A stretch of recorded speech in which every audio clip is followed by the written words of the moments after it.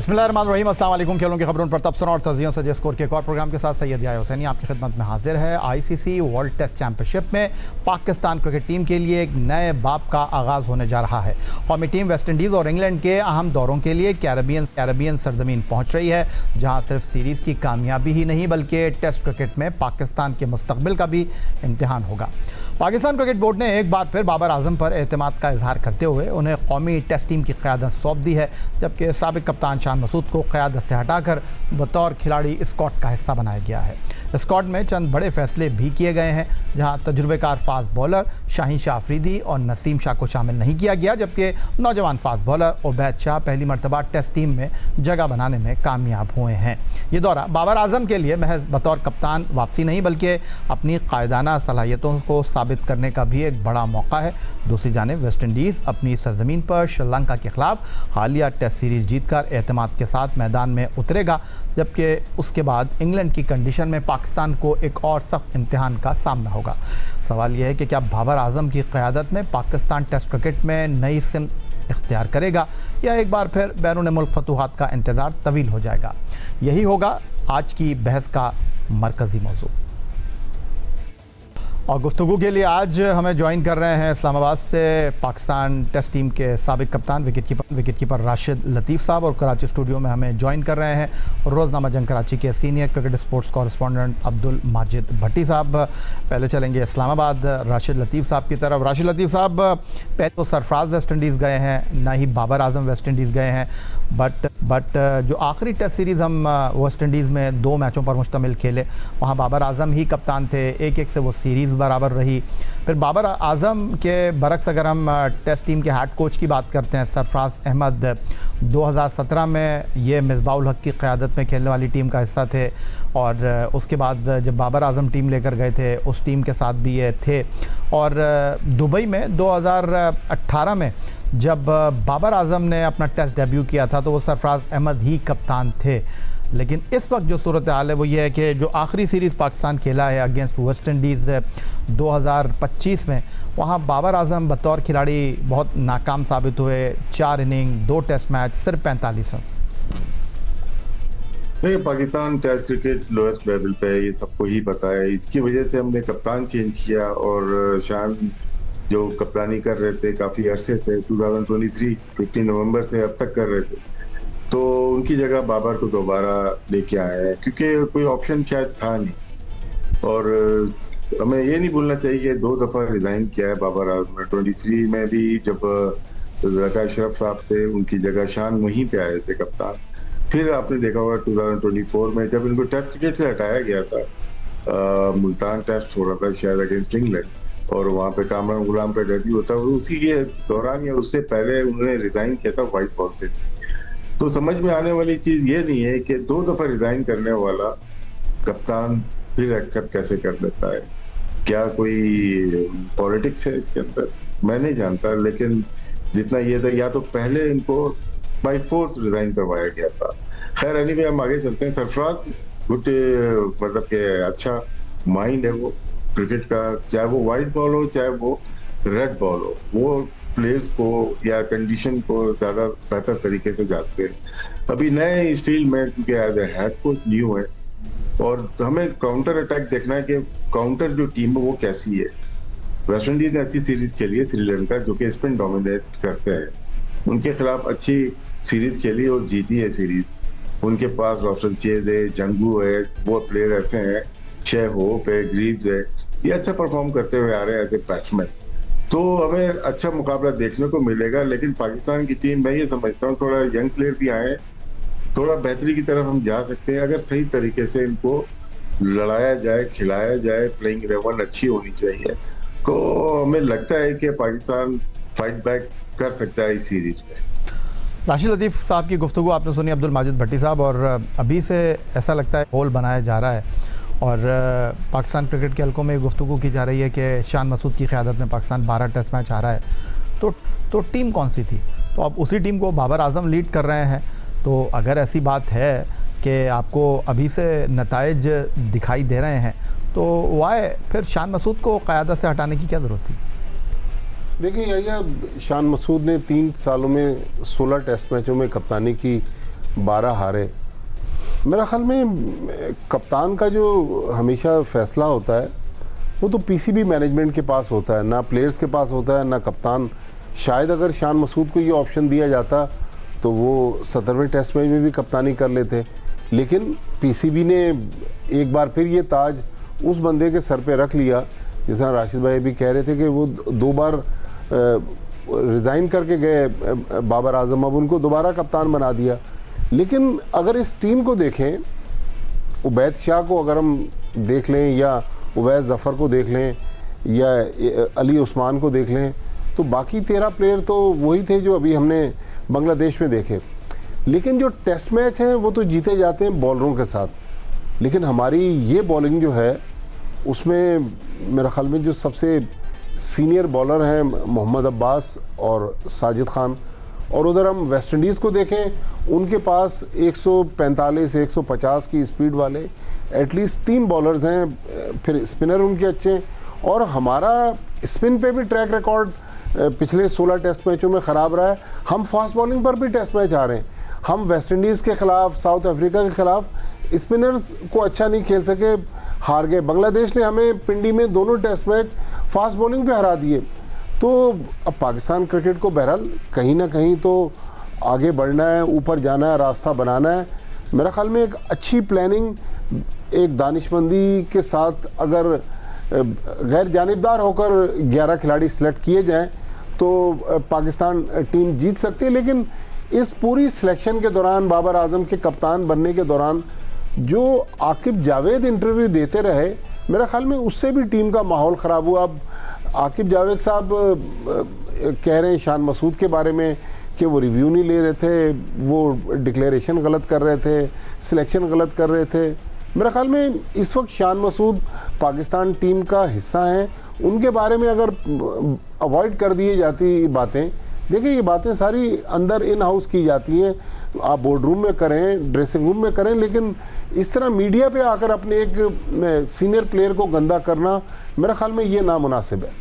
ये जो माजिद भट्टी साहब ने बात की है, राशिद लतीफ़ साहब, मैं अगर यही बात आपकी तरफ, हमने देखा सैयद मोहसिन रज़ा नकवी साहब के पाकिस्तान क्रिकेट बोर्ड में कप्तान तब्दील हुए, कोचेस तब्दील हुए, फॉर्मेट डोमेस्टिक क्रिकेट का तब्दील हुआ, बट जो आकिब जावेद साहब, मिसबाहुल हक, असद शफीक ने प्रेस कॉन्फ्रेंस की वेस्ट इंडीज़ और इंग्लैंड के दौरों के हवाले से, लेकिन जो शान मसूद के हवाले से गुफ्तगू हुई, क्रिकेट बोर्ड का मौक़िफ़ बिल्कुल बजा है, लेकिन ऐसा महसूस हुआ, ऐसा दिखाई दिया कि शान मसूद को बाकायदा तौर पर चार्जशीट पेश की गई है और जो कुछ टेस्ट क्रिकेट में हुआ है उसका सारा जिम्मेदार शान मसूद है, क्रिकेट बोर्ड का कुछ लेना देना नहीं। नहीं, ऐसा नहीं है। और देखिए मीडिया पे फ्रिक्वेंटली आ रहे हैं आपके, तो जिस तरह भट्टी साहब ने बताया, क्या वजूहत क्या है कि क्या इनको चार्जशीट मिल चुकी है कि आप फेस करें म्यूजिक को? पीसीबी की प्रेस रिलीज आती है, अभी काफी अरसे के बाद उन्होंने एक प्रेस कॉन्फ्रेंस की थ्रू टीम अनाउंस की है, कप्तान चेंज हुआ है। देखिए 15 मिनट से ज्यादा होनी नहीं चाहिए थी वो प्रेस कॉन्फ्रेंस। आपने कप्तान अनाउंस कर दिया कि बाबर आजम है, शान मसूद नहीं है, ये रीजन है, नए प्लेयर्स हमारे ये हैं जो कि टूर कर रहे हैं, सवाल क्वेश्चन आंसर होते हैं, खत्म हो जाती है। आपने 1 घंटा बहुत ज्यादा लंबी प्रेस कॉन्फ्रेंस कर दी, डिफेंड कर रहे हैं बहुत सारी चीजों को, अपनी टीम अनाउंस कर दी ना। अब टीवी वालों को क्या आता है, हमारा आप लोगों को क्या है कि बस टीम अनाउंस कर दी तो हम अपने प्रोग्राम शुरू करेंगे।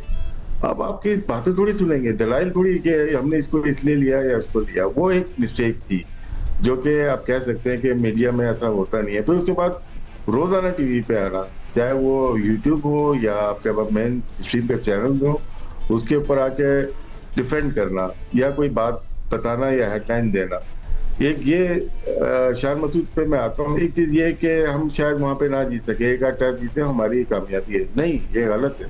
लेकिन मैं और आप अगर बात करें, अपना तजिया दें, तो शायद हम बोले यार टीम हमारी वीक है, वेस्ट इंडीज अच्छा खेल रही, तो मे भी हम बराबर पे जा सकते हैं या हम जीत भी सकते हैं।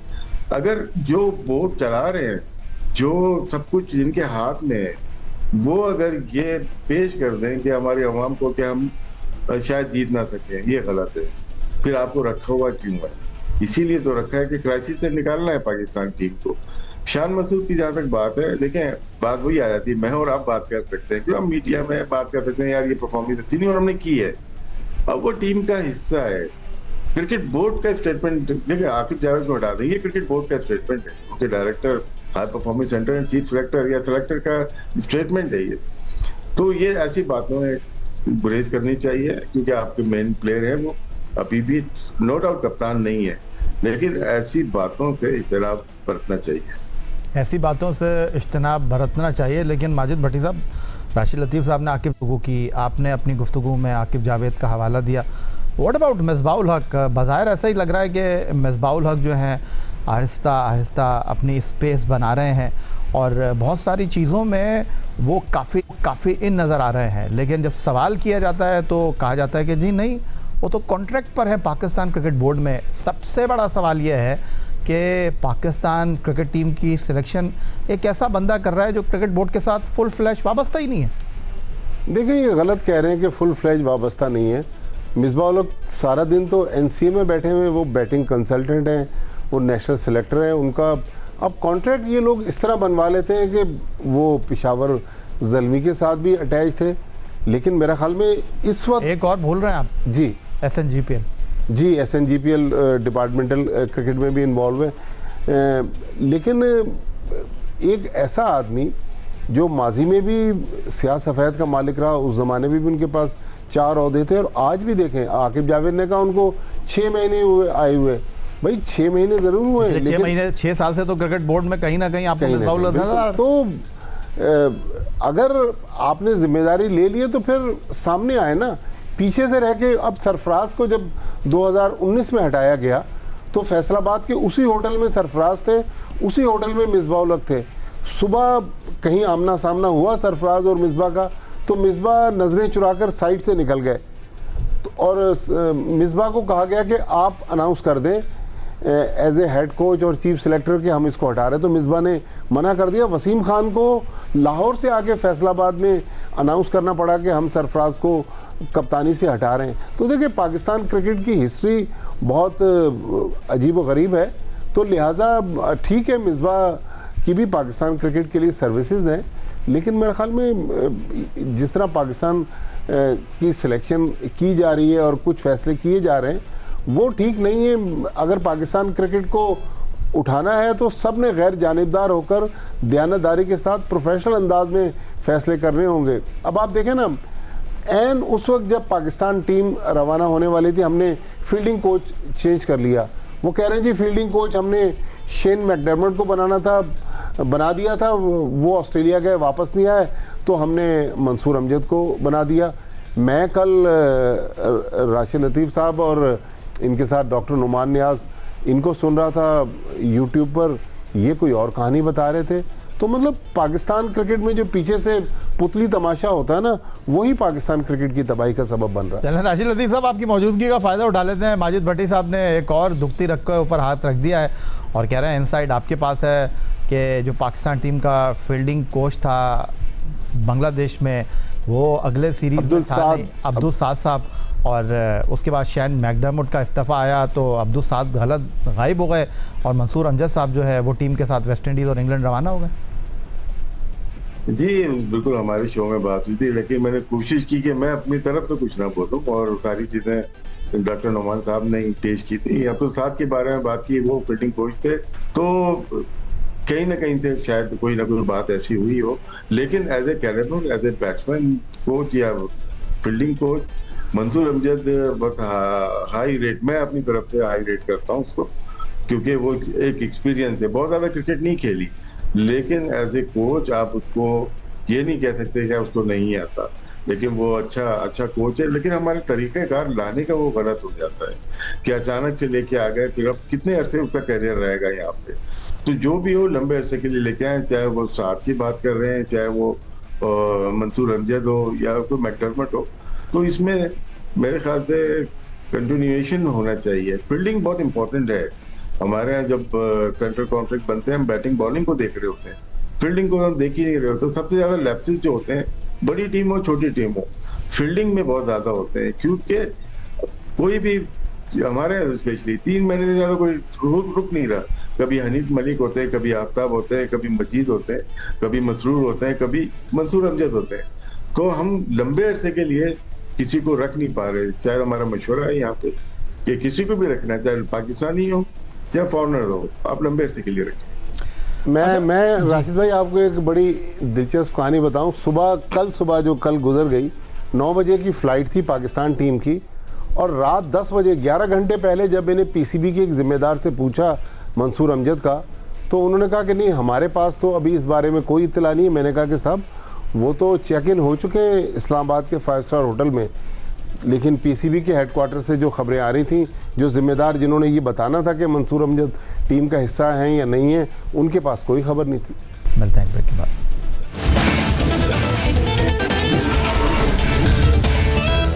लेकिन राशिद लतीफ़ साहब, ईमानदारी की बात हो रही है, शफाफियत की बात हो रही है। अब जो टीम मुंतखब की गई है वेस्ट इंडीज़ के लिए, अब वो तो पहले ही मीडिया में गर्दिश कर रही थी एक एक नाम। मैं ज़रा आपकी तवज्जो हासिल करना चाहूँगा, इस दौरे में 3 ऐसे प्लेयर टीम के साथ ट्रैवल कर रहे हैं जो पहली बार पाकिस्तान टीम के लिए मुंतखब हुए हैं। फास्ट बॉलर उबैद शाह, ये डेब्यू कर रहे हैं वेस्ट इंडीज़ के दौरे में। फिर अली उस्मान है, कायद-ए-आज़म ट्रॉफ़ी के leading wicket taker. I don't think so कि पहले टेस्ट मैच में इनको मौका मिलेगा। और उसके बाद अवैज़ ज़फ़र साहब, जो मेरे पास इत्तलात हैं वो ये हैं कि कायद-ए-आज़म ट्रॉफ़ी के 10 बेहतरीन बैट्समैनों में ये शामिल नहीं हैं, और मुमकिना तौर पर ये वेस्ट इंडीज़ में टेस्ट डेब्यू करने जा रहे हैं। यहाँ मैं ये सवाल भी आपके सामने रख रहा हूँ कि मोहम्मद रिजवान को आप लेकर जा रहे हैं टीम के साथ, लेकिन सऊद शकील को आप इंग्लैंड लेकर जा रहे हैं, वेस्ट इंडीज़ नहीं लेकर जा रहे, तो क्या अवैज़ ज़फ़र साहब जो हैं उनका डेब्यू कराना मकसूद है? देखिए, अवैज़ ज़फ़र एक अच्छा बैट बल्लेबाज है, और वनडे हो या ये 4 डे मैचेस में अच्छा परफॉर्म किया हुआ है। देखिए, साथ में टेस्ट के साथ साथ आपको वनडे क्रिकेट भी देखनी है, क्योंकि 2027 में वर्ल्ड कप है साउथ अफ्रीका में, और हमारी मिडिल ऑर्डर है नहीं हमारे पास, वाइट बॉल में इतनी तगड़ी नहीं है। कर लेते हैं सलमान अली आगा या रिजवान, हम इनको लेके, या कामरान गुलाम एक ज़माने में आए थे, इरफान को हमने ट्राई किया, और दूसरे हम प्लेयर्स को ट्राई करते रहे, लेकिन कोई सक्सेस मिली नहीं। अभी हमें 2 प्लेयर्स चाहिए थे जो मिडिल ऑर्डर में टेस्ट क्रिकेट में लेके आ जाना चाहिए था, और वही कंटिन्यू करते, क्योंकि मोस्टली जो वनडे के प्लेयर हैं, चाहे रोहित शर्मा हो, चाहे विराट कोहली हो जाए, या शेहर अय्यर हो जाए, केएल राहुल, ये टेस्ट के भी अच्छे प्लेयर होते हैं ना, जब भी तो वनडे खेल रहे होते हैं। सेम चीज ऑस्ट्रेलिया का भी देख लें। तो यहाँ पे जो अवैज़ ज़फ़र की बात कर रहे हैं, और भी प्लेयर थे, अम्मार थे, वो टॉप ऑर्डर में थे, उन्होंने 2000 रन साल में किए हुए हैं, दीगर और प्लेयर थे, लेकिन इनका मेरे ख्याल से वजह यही है कि इनिंग, मैंने जितना सुना है या देखा है, तो इनिंग को अच्छा बिल्ड करते हैं, और वक्त आने पे इनको अच्छा अटैक भी कर सकते हैं। तो इनका सिलेक्शन मेरे ख्याल से जरूरी नहीं है कि आपने थोड़े से रन का फर्क हो तो नहीं होना चाहिए, सिलेक्शन इनका ठीक हुआ है।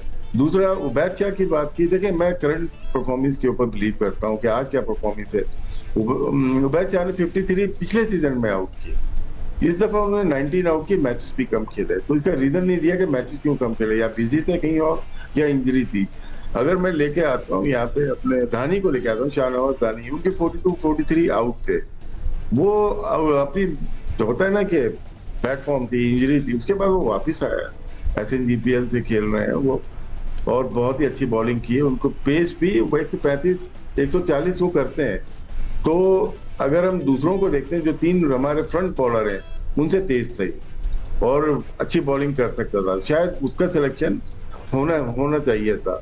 तो इसी तरह अगर हम देखते हैं, शहजाद गुल है, उनके भी 42-13 के एवरेज से आउट थे, वो उनको क्यों नहीं सिलेक्ट किया गया? तो कभी कभार क्या होता है, आपने 2 साल का क्राइटेरिया रख लिया है, लेकिन फास्ट बॉलिंग में करंट परफॉर्मेंस बहुत इंपॉर्टेंट होती है। तो शहजाद गुल ने भी लास्ट ईयर भी 42 आउट किए थे, लेकिन उनका 20 का एवरेज था, जो कि बहुत ही अच्छा था। तो यहाँ पे थोड़ा सा होता है, कुछ और बॉलर में भी हम स्लाइटली एज बॉलर लेके जा रहे हैं जिनकी पेस कम है। वेस्ट इंडीज में थोड़ी पेस चाहिए होती है, इसलिए आमिर जमाल को इसी वजह से सेलेक्ट किया है कि वो पेसी है, पेस है, बाउंसर अच्छी तेज कर सकते हैं। तो वेस्ट इंडीज क्यों अभी डोमिनेट करने की कोशिश कर रहा है इंटरनेशनल क्रिकेट में अपनी होम पे? हल्दारी जोसेफ है, नवाज जोसेफ है, उनके पास सील्स हैं, ऐसे बॉलर हैं जो कि तेज बॉलिंग कर सकते हैं। हमारी अगर पेस देखते हैं 125 से 131 132 तक जाएगी, जो कि पहले स्पेल में अगर हम देखते हैं, तो हमारे पेस का इशू रहेगा। और जो टीम अनाउंस की है वो कहीं ना कहीं मैं समझता हूँ शाहनवाज दानी या शहजादपुर को टीम में होना चाहिए था। जब बाकी अली उस्मान आउटस्टैंडिंग टैलेंट है, वो आउट कर रहा है 200 से ज्यादा उसने 2 सीजन में आउट किया, इसी सीजन में 73 आउट कर दिया है। तो मेरे ख्याल से साजिद की परफॉर्मेंस लास्ट ईयर बहुत अच्छी नहीं रही है फर्स्ट क्लास क्रिकेट में, और मेरे ख्याल से पहले ही टेस्ट में अली उस्मान जो करंट फॉर्म अच्छी है उनको खिलाना चाहिए। उनको खिलाना चाहिए। देखते हैं 4 डे मैच जो है, पहले टेस्ट मैच से पहले उनको वहाँ मौका मिलता है नहीं मिलता। माजिद भट्टी साहब, धानी के हवाले से आपसे बात कर लेता हूँ। धानी और वाइट बॉल टीम के साथ भी रहे, वर्ल्ड कप के स्क्वाड में भी रहे, एशिया कप के स्क्वाड में भी रहे, लेकिन तस्वीर वो ज़्यादा बनवा रहे थे, वो टीम के साथ ट्रैवल ज़्यादा कर रहे थे, खेल कम रहे थे, और फिर अचानक वो मंजर से गायब हो गए। पहले पीएसएल में वो कहीं नज़र नहीं आए आपको।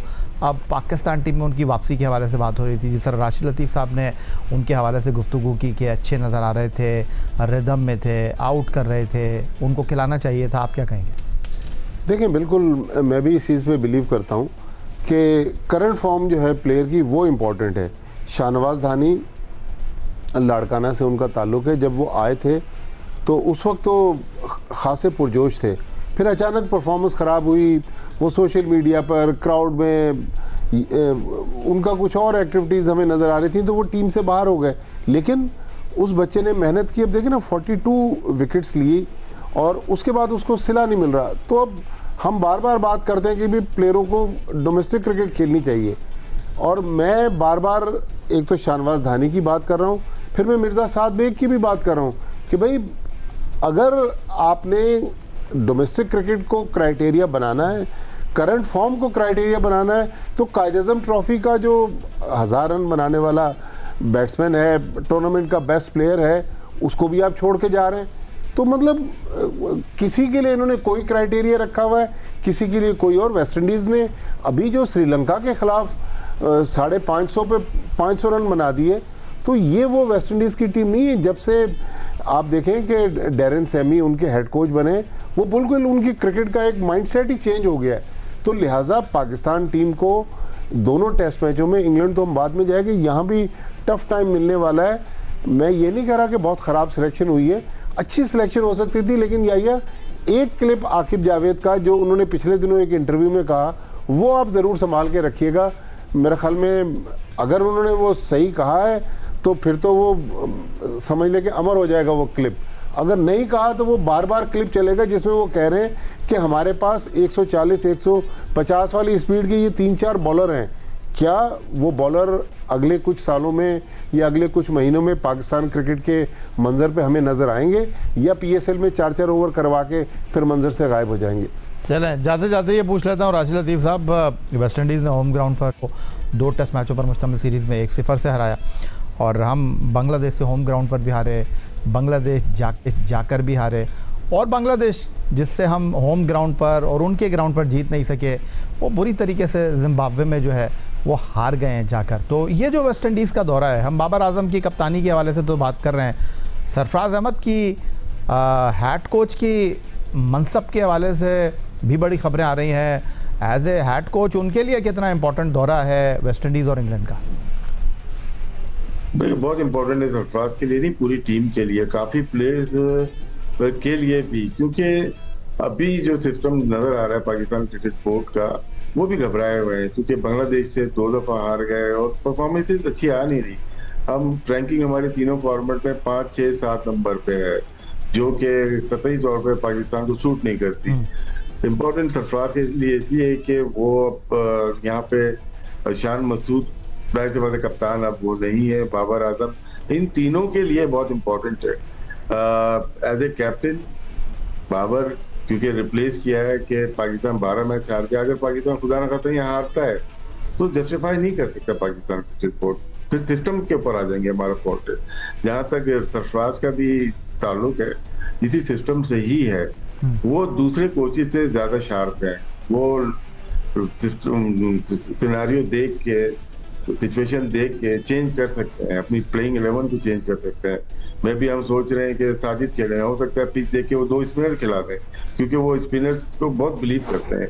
तो ये अगर टैक्टिक्स की सरफराज ने तो सक्सेस मिल सकती है। अदरवाइज जो सिस्टम हमारा चल रहा है लास्ट 1.5 या 2 ईयर से हम टेस्ट क्रिकेट में पीछे जा रहे हैं। अगर यही सिस्टम रहा तो 2 और 3 5 टेस्ट मैच है। 5 टेस्ट मैच डिसाइड करेगा, तकरीबन हाफ पाकिस्तान टीम के फ्यूचर को डिसाइड कर देगा, जिसमें शान भी है, जिसमें बाबर भी है, जिसमें इवन सरफराज भी है और पूरी सिलेक्शन कमेटी भी है। पूरा सेटअप चेंज होता हुआ नजर आएगा आपको। अगर पाकिस्तान की टीम दोनों सीरीज अगर हार गई, सिर्फ सरफराज के ऊपर बात नहीं आएगी, पूरे होल सिस्टम के ऊपर है। शान मसूद को जब हटाया, हमने ये नहीं बोला कि मतलब कि सिस्टम का फॉल्ट है ना, वो तो आपका प्लेयर ही प्रोड्यूस नहीं हो रहे, नीचे से सप्लाई नहीं हो रही, आपके हाई परफॉर्मेंस सेंटर एक्टिव नजर नहीं आ रहा, आपकी सिलेक्शन कमेटी एक्टिव नजर नहीं आ रही, आप प्लेयर सही सिलेक्ट नहीं कर रहे, जब भी तो हार रहे हैं ना आप। जब हार रहे हैं तो 12 टेस्ट मैच तो सिर्फ शान के लिए थोड़ी हरा दिए थे, पूरे सिस्टम की हार थी वो। अब वही सिस्टम है, सिर्फ नाम चेंज हुए हैं और जब हम दुआ करते हैं पाकिस्तान अच्छा परफॉर्म करे कि हम बच सकें, जो आने वाला जो सवाल मजीद नजर आ रहा है उससे बच सकें। निज़ाम की बात करें, राशिद लतीफ़ साहब, अब्दुल माजिद भट्टी साहब, बांग्लादेश में कप्तान शान मसूद थे और हेड कोच सरफराज अहमद थे। अब सरफराज अहमद हेड कोच हैं जिनकी कप्तानी में अब से चंद साल पहले दुबई में पहला टेस्ट मैच वेस्ट इंडीज़ के खिलाफ बाबर आजम खेले, फिर सरफराज बाबर आजम की कप्तानी में खेले। अब ये कॉम्बो कप्तान और हेड कोच का बन रहा है। As a captain Shan Masood शायद सरफराज की मानते थे, लेकिन आपको लगता है ग्राउंड से बाहर अब बाबर आजम की चलेगी? देखिए, मानना तो पड़ेगा।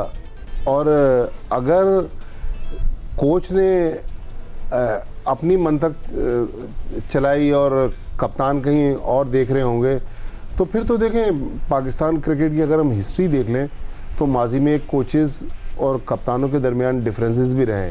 तो अब ये पीसीबी ने, जाहिर है, बाबर आजम जब सरफराज की कप्तानी में खेलते थे और आज का बाबर आजम, उसमें फ़र्क तो है, लेकिन इस पूरी सिचुएशन को कंट्रोल करने के लिए नवीद अकरम चीमा साहब, फॉर्मर चीफ सेक्रेटरी पंजाब, बहुत बड़े ब्यूरोक्रेट, तो उनको भी रोल प्ले करना पड़ेगा, फिर पीसीबी को भी इंटरवीन करना पड़ेगा। लेकिन देखिए, गाड़ी तभी चलेगी जब सब इस गाड़ी को एक ट्रैक पर चलाने की कोशिश करें। लेकिन एक दाएं देखेगा, एक बाएं देखेगा, तो फिर तो ये गाड़ी ट्रैक से उतरेगी ही उतरेगी। और बिल्कुल राशिद भाई जो बात कर रहे हैं, मैं उससे 100% मुत्तफिक हूँ कि ये जो 5 टेस्ट हैं, आकिब जावेद साहब ने कहा अगर एक टेस्ट हम जीत गए तो ये हमारी सक्सेस होगी। मेरा ख्याल में अगर 4 टेस्ट हार गए और 1 टेस्ट जीते तो उसके बाद आप देखिएगा पाकिस्तान क्रिकेट का मंजरनामा हमें तब्दील होता हुआ नजर आएगा। अगर तब्दील नहीं हुआ तो फिर हमारी क्रिकेट मज़ीद नीचे चली जाएगी, जहां आज खड़े हैं उससे भी फिर हम नीचे नज़र आएंगे। बहुत शुक्रिया आपका अब्दुल माजिद भट्टी साहब, और बहुत शुक्रिया आपका राशिद लतीफ़ साहब, पाकिस्तान टीम के दौरे वेस्ट इंडीज़ और इंग्लैंड और वाले से अपने ख्यालात का इजहार कर रहे थे। मिलते हैं ब्रेक के बाद।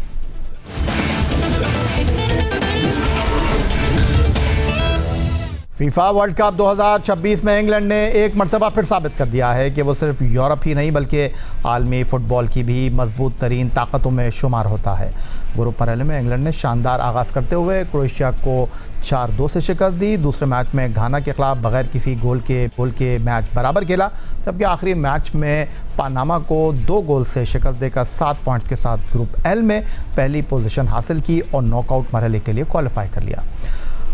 नॉकआउट मरहले में इंग्लैंड के इम्तिहान मज़ीद सख्त होते चले गए, लेकिन टीम हर चैलेंज पर पूरा उतरी। राउंड ऑफ 32 में कॉन्गो को 1 के मुकाबले में 2 गोल से शिकस्त दी। फिर मेज़बान मेक्सिको के खिलाफ मैक्सिको सिटी में सनसनीखेज़ मुकाबले में 2 के मुकाबले में 3 गोल से कामयाबी हासिल की, जहां 10 खिलाड़ियों के साथ भी इंग्लिश टीम ने हिम्मत नहीं हारी। क्वार्टर फाइनल में नॉर्वे ने सख्त मुकाबला किया, तहां इजाफी वक्त में इंग्लैंड ने 1 के मुकाबले में 2 गोल से फतह समेटकर मुसलसल दूसरी मरतबा वर्ल्ड कप सेमीफाइनल में जगह बना ली। अब इंग्लैंड के सामने सबसे बड़ा इम्तिहान दिफाई आलमी चैम्पियन अर्जेंटाइन है। सवाल यह है कि क्या हैरी केन, जॉर्ज बेलिंगम और उनके साथी 1966 के बाद पहली बार वर्ल्ड कप फाइनल तक रसाई हासिल कर सकेंगे, या फिर अर्जेंटाइन एक बार फिर इंग्लैंड के ख्वाब चिकनाचूर कर देगा। पूरी दुनिया की नज़रें अब इस बड़े मुकाबले पर जमी हुई हैं। कभी आलमी फ़ुटबॉल में इंग्लैंड की शनाख्त सिर्फ माजी की अजमत तक महदूद थी, लेकिन आज थ्री लाइन्स एक बार फिर दुनिया की मजबूत तरीन टीमों में शुमार होती है। फीफा वर्ल्ड कप 2026 में सेमीफाइनल तक रसाई इस बात का सबूत है कि इंग्लैंड ने नाकामियों से सबक सीख कर ख़ुद को नई बुलंदियों तक पहुंचा दिया है। 1966 में वाहिद वर्ल्ड कप जीतने के बाद इंग्लैंड को दोबारा सेमीफाइनल खेलने के लिए 24 साल का इंतज़ार करना पड़ा, जब 1990 के वर्ल्ड कप में जर्मनी ने पेनल्टी शूटआउट पर उसका ख्वाब तोड़ दिया। उसके बाद एक और तवील इंतज़ार शुरू हुआ और पूरे 28 बरस बाद 2018 के वर्ल्ड कप में इंग्लैंड सेमीफाइनल तक पहुंचा, मगर इजाफी वक्त में क्रोएशिया से शिकस्त खा गया। 2022 में फ्रांस के हाथों क्वार्टर फाइनल में नाकामी ने एक बार फिर मायूस किया, लेकिन 2026 में इंग्लैंड मुसलसल दूसरी मरतबा वर्ल्ड कप के सेमीफाइनल में पहुंचकर ये साबित कर चुका है कि अब ये कामयाबी इत्तेफाक नहीं बल्कि एक तसलसल है। इस तब्दीली की बुनियाद एक दहाई पहले रखी गई थी, जब इंग्लैंड ने नौजवान टैलेंट की तैयारी पर भरपूर सरमाराकारी की। एलीट प्लेयर परफॉर्मेंस मंसूबा, जदीद एकेडमी निज़ाम, सेंट चार्जेस पार्क जैसे आलमी मैार के तरबियती मरकज़ और अंडर 17, अंडर 19 और अंडर 21 टीमों की मुसलसल कामयाबियों ने कौमी टीम के लिए बासलाहियत खिलाड़ियों की नई खेप तैयार की। इस मनसूबाबंदी का नतीजा है कि आज जोड Bellingham, Declan rice, Bukayo Saka और हैरी केन जैसे आलमी मैार के खिलाड़ी इंग्लैंड की ताकत बन चुके हैं, जबकि टीम के पास इतना गहरा बेंच मौजूद है कि कई बड़े नाम भी बाहर रह जाएं तो कारकर्दगी मुतासर नहीं होती। गैरेथ साउथगेट ने इंग्लैंड को मुसलसल 2 यूरोपीय चैम्पियनशिप फाइनल तक पहुंचाया और अब हेड कोच थॉमस टॉकल ने मौका है कि वो सुनहरी दौर को एक आलमी टाइटल में बदल दें। इंग्लैंड ने सेमीफाइनल तो बार बार खेल लिए, मगर अब पूरी कौम की नज़रें सिर्फ एक ख्वाब पर हैं, 1966 के बाद वर्ल्ड कप ट्रॉफी दोबारा घर लाने का ख्वाब। पेशावर एक बार फिर क्रिकेट के रंग में रंगने को तैयार है, जहां रवां अक्टूबर में केपीके चैंपियंस लीग का मेला सजने जा रहा है। लीग को कामयाब बनाने के लिए पाकिस्तान क्रिकेट की दो बड़ी शख्सियात को अहम जिम्मेदारियां सौंपी गई हैं। कौमी टीम के साबिक कप्तान और star allrounder Shahid Khan Afridi league के ब्रांड एम्बेसडर होंगे, जबकि लेजेंडरी बल्लेबाज यूनुस खान को लीग कमिश्नर मुकर्रर किया गया है। Yunus Khan cricket operations, rules and regulations और तमाम टेक्निकल उमूर की निगरानी करेंगे। लीग की बाकायदा लॉन्चिंग तकरीब 18 जुलाई को पेशावर क्रिकेट स्टेडियम में मुनक्किद होगी, जिसमें गवर्नर केपीके फैसल करीम कुंडी, वज़ीर आला समेत अहम सरकारी शख्सियात, साबिक क्रिकेटर्स और खेलों से वाबस्ता शख्सियात शिरकत करेंगी। इफ्तिताही तकरीब को मज़ीद यादगार बनाने के लिए मारूफ गुलकार रहीम शाह और आयमा बेग अपनी कारकर्दगी पेश करेंगे, जबकि इसी मौके पर लीग के मुकम्मल शेड्यूल का ऐलान भी किया जाएगा।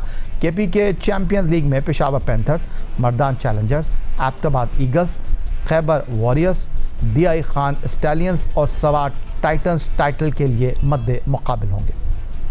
मेरे लिए भी खुशी की बात है और केपीके के लिए भी बहुत खुशी की बात है कि KCL होने जा रही है, खैबर चैंपियंस लीग होने जा रही है। एज एम्बेसडर मैं उसको ओन कर रहा हूं और ये एक बहुत बड़ा इनिशिएटिव लिया गया है।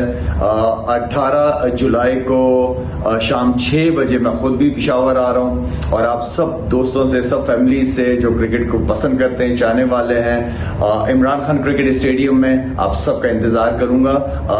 वहां पे जो है वो पहली लॉन्चिंग है, उसकी तकरीब है जिसके अंदर और सेलिब्रिटीज वगैरह भी आएंगे, तो आप सब फैमिली से रिक्वेस्ट है कि आए प्लीज। उम्मीद है आप सब खैरियत से होंगे। मैं हूं यूनुस खान। मैं आप सब से, अपने फैंस एंड फॉलोअर्स से ये शेयर करने जा रहा हूं कि मैं Khyber Pakhtunkhwa champions league KCL को as a league commissioner join करने जा रहा हूं। KCL खैबर पख्तूनख्वा के यंग क्रिकेटर्स के लिए एक ज़बरदस्त प्लेटफॉर्म है, जहां हमारे यंग क्रिकेटर्स अपनी परफॉर्मेंस और क्रिकेटिंग स्किल्स को शोकेस कर सकते हैं। KCL की लॉन्चिंग सेरेमनी 18 जुलाई को इमरान खान क्रिकेट स्टेडियम पेशावर में होने जा रही है। आप सब इस लॉन्चिंग सेरेमनी का हिस्सा बने। ज़ुल्मो तैयारों से KCL स्तासो टोलो दपारा, स्तासो द स्किल्स और परफॉर्मेंस दपारा ज़बरदस्त प्लेटफॉर्म दे। एशियन अंडर 18 वॉलीबॉल चैंपियनशिप में पाकिस्तान टीम ने शानदार कारकर्दगी का मुजाहरा कर दिया है और ग्रीन शर्ट्स ने ग्रुप मरहले के तीनों मुकाबले जीतकर न सिर्फ अपनी बर्तरी साबित कर दिया, बल्कि क्वार्टर फाइनल में भी जगह यकीनी बना ली है। पाकिस्तान ने इवेंट का फातिहाना आगाज़ करते हुए किर्गिज़स्तान को मुसलसल 3 सेट्स में शिकस्त दी। दूसरे मैच में कज़ाकिस्तान भी पाकिस्तान टीम के सामने बेबस नज़र आया और ग्रीन शर्ट्स ने 3-0 से कामयाबी समेटी। ग्रुप मरहले के आखिरी मुकाबले में थाईलैंड ने निस्बतन सख्त मज़ामत की, लेकिन पाकिस्तान ने यह मैच भी 3-0 से जीत कर नाकाबिल शिकस्त रहने का एजाज़ हासिल किया। तीनों मुकाबलों में मुसलसल कामयाबियों के बाद पाकिस्तान ने ग्रुप सी में पहली पोजीशन हासिल कर ली है और अब कौमी टीम की नज़रें एशियन अंडर-18 वॉलीबॉल चैम्पियनशिप के क्वार्टर फाइनल में अपनी फतूहात का सिलसिला बरकरार रखने पर मरकूज़ हैं। यही था आज का हमारा प्रोग्राम। एक्स अकाउंट पर आप हमें फॉलो कर सकते हैं, ईमेल कर सकते हैं, अपनी राय से आगाह कर सकते हैं score@geo.tv पर। इस दुआ, इस उम्मीद, इस तवक्को के साथ कि पाकिस्तान में खेल और खिलाड़ी तरक्की करते रहें, सैयद याहिया हुसैन को स्कोर की पूरी टीम के साथ अगले प्रोग्राम तक के लिए इजाज़त दीजिए। अल्लाह हाफ़िज़।